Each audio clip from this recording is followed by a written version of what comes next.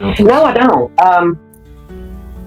What I know is the statement that Julie gave to TBI, and that was that she had came to Dad at 165, 10, 15 minutes before 3. She had been working on her lawnmower and needed to borrow Mom's little toolbox, and she was there just long enough to grab that toolbox, and she said she left about 3 or 3:05. And when she came in and when she left, there was nobody loading a vehicle. She did not see Fred. She met a white truck when she came back out and had to back all the way up to Dad's driveway to let him in the holler. And when she got down to Andy's property, there was a blue, I think it was a blue Blazer sitting there, and the back hatch was raised, and there was a skinny man standing there with a ball cap that was putting something in the back of that Blazer, but he would not turn around and look at her. And she said he was sort of, at first she thought it might have been Fred. But then she said it wasn't Fred, but he had the same kind of build as Fred.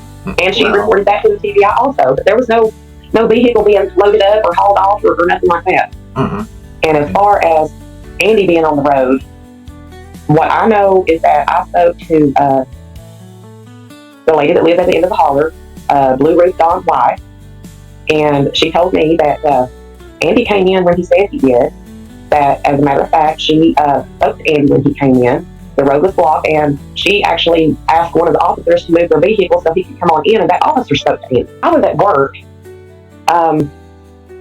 I got a phone call from Julie, actually a text message of Julie telling me what was going on, and then that was on the way home. And then after I got home, I called Julie and was asking if they had found her, because I mean, I was hoping, well, she's just wandered off and they found her by now. And no, they hadn't found her. They weren't letting anybody in and out of that holler. Even Julie going down there to take Mom and Dad's medicine and food to them, because Mom and Dad couldn't sit for themselves. They had to, Julie would take food to them and have to take their medicine and get Mom's oxygen tanks refilled and stuff like that. So Julie was going down there back and forth. I think the first time I went down there with Julie after Summer had went missing was about 5 days. That was the day that Mom had sent me and her up to check on Fred, to get her mail and check on Fred. I was in Julie's vehicle. I was in the front seat. No, I wasn't hiding. And the reason I was riding with Julie is because I have to pass Julie's house to get to Mom and Dad's house. And Julie already had groceries in her vehicle.